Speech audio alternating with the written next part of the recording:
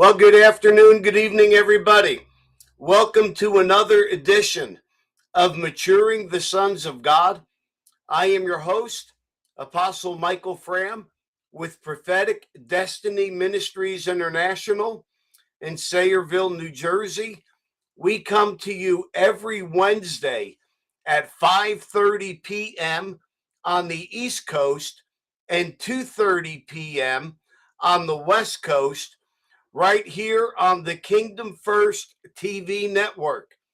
And of course, Kingdom First TV is sponsored by the Love and Unity Movement. For more information on both Kingdom First TV and the Love and Unity Movement, I would encourage you to visit our website, which is love-unity.org. Love-unity.org. All right, we are in part 2 tonight, and we'll probably conclude this. This has been a little mini series, 2 parts. Started it last week. I think we're going to finish it tonight, talking about safeguards in ministry.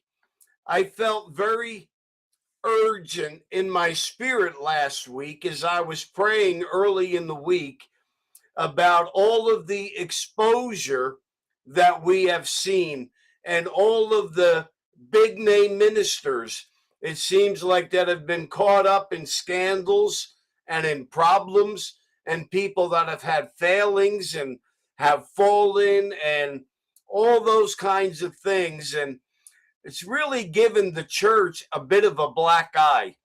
And so I began to have these thoughts, and I jotted down some bullet points and some thoughts that I think would really help us going forward. And there are safeguards that are available in ministry. And I think that some of these that have fallen and some of these that have been exposed, I think they were lacking some of the safeguards. And if you don't have these safeguards in place, you're basically on your own and you're not accountable to anybody. Nobody can correct you. Nobody can speak into your life. Nobody can tell you, yeah, that's good. And nobody can tell you, no, that's not good. So we started out last week by talking about 2 types of people that every leader needs to have in their life. Number one, they need people that KNOW them, people that know their gifts, know their calling, know their grace, know how they function and where they should be functioning. And secondly, every leader needs somebody or somebodies that can NO them. It's one thing to KNOW you, and it's another thing to have somebody that can tell you no. And we've seen that a lot of leaders through the years have surrounded themselves by yes men, and basically only yes men that would answer to them or speak into their life. And then whatever the leader decides they want to do, everybody in their circle just says, yes, yes. Oh, that's great. That's wonderful. And, the Bible tells us that there is wisdom in a multitude of counselors. But if all of your counselors are always yes men, and nobody has the ability to tell you no, or to tell you that's not the right thing or that's off, then you are robbed of that safeguard. Secondly, I was talking last week as our time ended about the 3 mutuals in ministry. And the 3 mutuals are mutual submission, mutual accountability, and mutual honor. That we are mutually submitted to one another. And, submission is a word that has gotten a bad rap. It's actually a biblical term, but because of the way it has been used, it's become an abused term. And the word submit or submission literally carries with it the thought or the connotation of yielding to somebody else's authority. You know, when you're about to drive onto a highway, you have an entrance ramp, and you are driving on the entrance ramp, coming up to speed so that you can be with the speed of traffic that's already moving on the highway. But as you're coming on the entrance ramp, you have on that entrance ramp a traffic sign that says yield. And what that means is those that are already on the highway, they have the right of way. And it's your responsibility to yield or submit to them because they have the right of way. They're already going at 65 miles an hour or 70 miles an hour, whatever the case may be, whatever the speed limit is on that particular road. And so you yield to them. You're yielding to the oncoming traffic. And if the person doesn't yield, there's an accident fixing to happen. And so I believe we have mutual submission where we mutually yield to one another. And we've got a lot of people that only want to be the boss. I'm the one in charge. I make the rules. The buck stops here. And they feel like they don't have to submit to anybody else. That is not what Scripture teaches, that we are to submit to one another in love. Secondly, we talked about mutual accountability, where we become accountable to one another. Many leaders don't want to be accountable to anybody. They don't want to have to answer to anybody. And being accountable to other leaders is a safeguard in ministry. If you're not accountable to anybody, then you are an accident going somewhere to happen. And then we talked about mutual honor. And when we're in relationship with others in ministry, we find that if we honor them and they honor us, that there is that mutual thing. And that is a safeguard in ministry. If you as a leader don't honor anybody else in ministry, that it's all about you and you're the greatest thing since sliced bread and nobody can tell you nothing. You feel like I've arrived. Nobody can speak into my life. Nobody can teach me anything. I can't learn from anybody. You are an accident going somewhere to happen. And I think what we've seen is a lot of the exposure and a lot of the failings that we have witnessed over the last several weeks and months, and even over the last several years. There's been no KNOW and NO. There's been no mutual submission, mutual accountability, and mutual honor. So I want to move into my next series of 3 bullet points here and talk about 3 levels of relationship or relationships that leaders need to have in their life. 3 different levels of relationships. And these are a safeguard for us in ministry. Number 1, we need to have those that we as leaders are pouring into, whether we are mentoring them or fathering them or mothering them or teaching them or speaking into their life. One level is where you are the one that is pouring into those that are kind of beneath you. Now, I'm not saying they're beneath you, but it seems like you're pouring down. You're at different levels in ministry. The second level of relationship that I believe every leader needs is what we call peer level ministry, where you have people that are at the same level that you are at, and you interact with people at the same level as you. And then the third level of relationship is that as a leader, you still need people that pour into you. You know, I have often said when it comes to a fathering paradigm that we have biblical examples of father-son relationships throughout the Bible. We know that under the Old Covenant and in the Old Testament, we find that Abraham was the father of Isaac, and Isaac was the father of Jacob. And Abraham spoke into Isaac, and Isaac spoke into Jacob. And so Isaac was a middle generation who walked as a son to Abraham, but walked as a father to Jacob. So he was a transitional generation who knew how to be poured into and how to pour into who was coming behind him. In the New Testament, we find that Apostle Paul had a son in the faith that's referred to often in his writings named Timothy.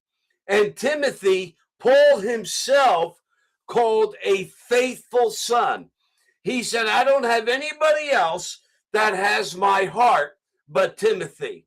And we know that when Paul wrote to Timothy, he told Timothy to commit these things to faithful men that they might teach others also. So Paul was pouring into Timothy, but then Timothy was in turn pouring into faithful men that would teach others also. And so we find that there is, in this dynamic of pouring into and being poured into, we find that there is an Isaac and Timothy generation. There's that middle generation that knows how to receive by being poured into, and then knows how to be the one that is pouring into others. And I think that's been a missing element that we have seen very often in ministry circles. We've had those at the top that have wanted to pour in, but because of that, there's nobody pouring into them.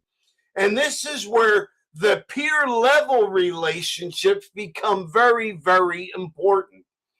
Because if you are at the stage where you're a father or you're a mentor and you are the one that's pouring into others, granted, that middle generation is going to take what you are pouring, or is what's being poured out of you and into them. They're going to take that and then they're going to pour it in to another generation. That's the way the kingdom is set up. That's the way ministry is supposed to work. Now, when fathers are out there and maybe their father has passed on and gone to their eternal reward, who then is going to pour into the fathers? Who's going to speak to the fathers if their father is in glory and their father is no longer with them? Then what do? In their formation and in their development, they had a father, they had a mentor, they had somebody that spoke into their life, they had somebody that they were accountable to. But now their father or their mentor, the one that spoke into them, has passed on to their eternal reward. So now those fathers, who is it that's going to speak into their life? And this is where the peer level relationships become very, very important. Now, I'm going to make this really applicable and very plain and use the senior council of Love and Unity as an example. Some of you that watch Kingdom First TV, you are familiar with the Love and Unity movement, and you are familiar with our senior council. But for those of you that aren't familiar with Love and Unity and aren't familiar with the senior council, let me explain a little bit so I can illustrate the point that I'm trying to make to you about the peer level relationships and how important they are.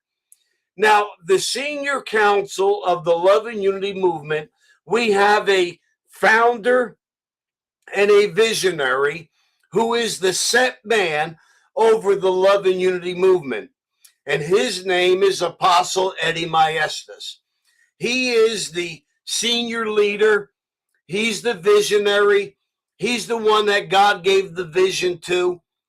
But God told him, as he was building Love and Unity, to build with other seasoned leaders, other apostles and prophets that he could gather around himself to be sounding boards to help him build Love and Unity.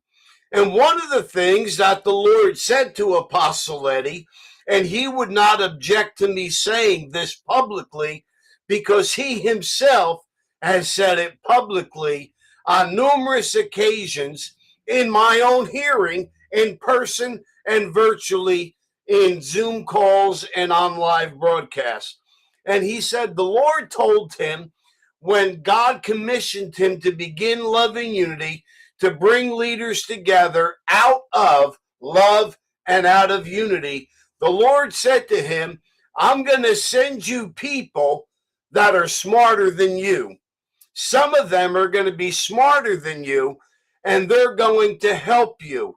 And I'm going to knit your heart to theirs and knit their hearts to yours. And together you will establish a movement in the earth. Well, God has done exactly that. God has brought people to Apostle Eddie that previously Apostle Eddie did not know. But God began to build a cohesive unit of senior leaders with years of ministry experience, those that have progressed through various stages and levels of development in ministry, having worn many hats and functioned in many ways and done multiple things and brought us into a covenant relationship together as a senior council. And most of those that are on the senior council have spiritual sons and daughters that they pour into. And all of them have had spiritual fathers and mentors in their lives. But in many cases, the spiritual fathers that they have had are no longer alive. They're in heaven. I know Apostle Eddie's spiritual father, Dr. Bob Lemon, who he walked with for some 35 years, has gone on to his eternal reward. I know that Apostle Ronnie Robinson, his spiritual father was Judson Cornwall, and Judson Cornwall is in heaven. I know Apostle Don Hughes has had several spiritual fathers, one of whom was his earthly father, was also a spiritual father to him, and he is also in heaven now. I know that Apostle Don has had a couple of other spiritual fathers, one of whom was Dr. Lester Sumrall, and he's in heaven now. And so Apostle Don and Apostle Ronnie are both spiritual fathers working together with the Senior Council of Love and Unity. Apostle Eddie has had a spiritual father, but all of their fathers are in heaven. Now, I'm somewhat of an oddball because my spiritual father is still alive and he's still with me and he still speaks into my life. And Apostle Leo Fram is still a spiritual father to me, even though he's my natural father, but he's still here on this side of glory. Now, I was also blessed to have a spiritual mother, and my mama, Apostle Edith Fram, she's in heaven now. So I no longer have her with me, but together we all are part of this senior council. So some of us, our natural and spiritual parents, are no longer with us. So those that are pouring into us that we have received from, that have helped raise us to the levels that we are at are no longer alive here on planet Earth. They're alive in heaven, but not alive on planet Earth. Now, what they poured into us is still very much a part of us, but we work together in many cases as a corporate father, as a team of fathers pouring into those that are a part of love and unity. But here's the thing, ladies and gentlemen. You remember I said that you need those that you pour into and those that pour into you, and then you need peer level relationships. And so the Senior Council of Love and Unity, we together function as a corporate father to the Love and Unity movement. Now, I have spiritual sons and daughters. Apostle Eddie has spiritual sons and daughters. Apostle Don has spiritual sons and daughters. Apostle Calvin Cook, Apostle Ronnie Robinson, Dr. Apostle Baker, she has sons and daughters. And so we all have that, but together we are a corporate father pouring into the Love and Unity movement. But this is the beauty of the peer level relationship. Even though many, their spiritual father is gone and is in heaven, because they are part of a company of a corporate fathering movement, they have peer level relationships. So it's not that nobody pours into them, but the rest of the Senior Council pours into us. So I am very grateful. I am blessed that I am a part of a company. And if Dr. Baker were to ever call me up and say, Michael, I want to talk to you. I want to talk to you about this. She has the right to speak into my life. I know Apostle Don Hughes. I trust him with my life, and he trusts me with his life. We speak into each other's lives. There are many times that we just say, I want to run something by you. Can you be my sounding board? This is where peer level relationships count. This is where they come in. Yes, we've been poured into, and yes, we are pouring into others, but yes, we have those peer level relationships. And I'll be honest with you, anybody that's part of the Senior Council of Love and Unity, we mutually submit to all the other members of the Senior Council of Love and Unity. That's part of the covenant that we make together as Senior Council members one to another. And any one of us can speak to any one of us at any given moment.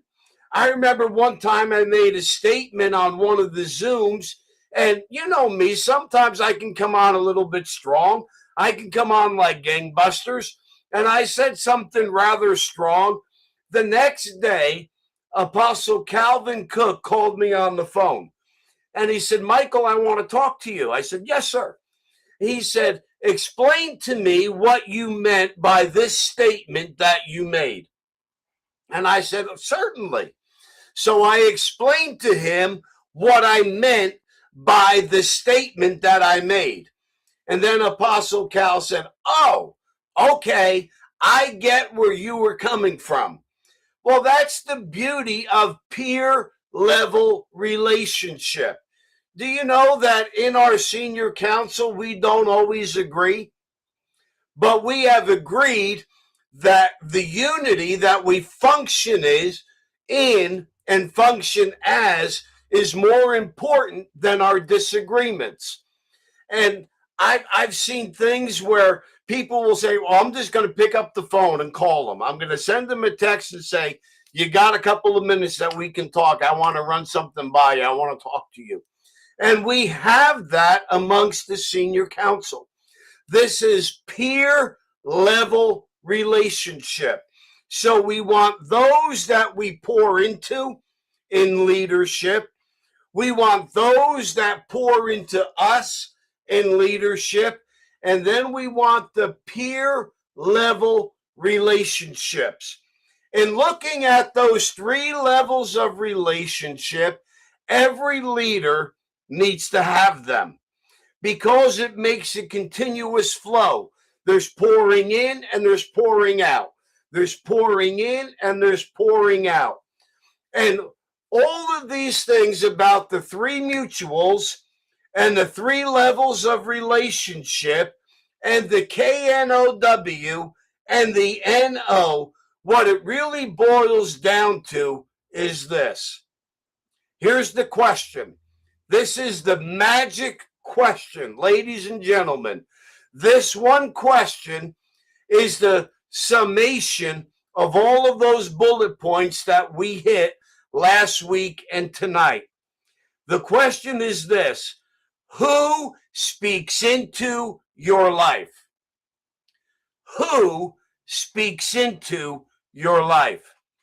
And the sad truth is that many that are in leadership and are in ministry don't have anybody that speaks into their life. Ladies and gentlemen, there are safeguards in ministry. There are things that are meant to be guardrails for us. You know, on the highway, when you're driving down the road, even if you're on a mountain winding road, they put guardrails up on the side of the road. And the guardrails are to keep you from going off the side of the road and down into a ravine. We need those guardrails. And so people that speak into our life, people that have earned the right to speak into our life, they are the guardrails. They are the safeguards that are in ministry. So who has earned the right? I'm not saying everybody has the right to speak into your life. Speaking into your life comes by relationship and out of relationship. Not every leader has the same right or the same authority or the same voice in my life as those that I am in covenant with. And there are some that I'm in closer relationship with than others. And those that I'm really intimate with, you know, I tell them, if you need to tell me to pull my head out of my posterior end, where I sit, if you need to tell me that, then tell me. That is a safeguard to me in ministry. And I think that's what keeps people down the straight and narrow. It keeps them from getting in trouble because they actually have some of these safeguards in place. They have people that speak into their life. And my time is gone for today. Ladies and gentlemen, if you got something out of this broadcast, do me a favor, hit the like button no matter what platform you're watching on, whether it's Rumble, whether it's LinkedIn, whether it's Twitter, whether it's YouTube, wherever you're watching it, hit the like button, hit the share button, and share this broadcast with somebody else, because if it ministered to you, chances are it'll minister to somebody else. Finally, let me just say this. It is my delight to do this broadcast weekly and to take the message of the kingdom around the world. And if you would like to partner with me and help me take the kingdom around the world, there are 4 ways right there: PayPal, Cash App, Venmo, and Zelle. Or you could click the QR code in the upper left-hand corner of your screen. And all gifts are tax deductible into Prophetic Destiny Ministries. Thank you so much. God bless you. We'll see you next week.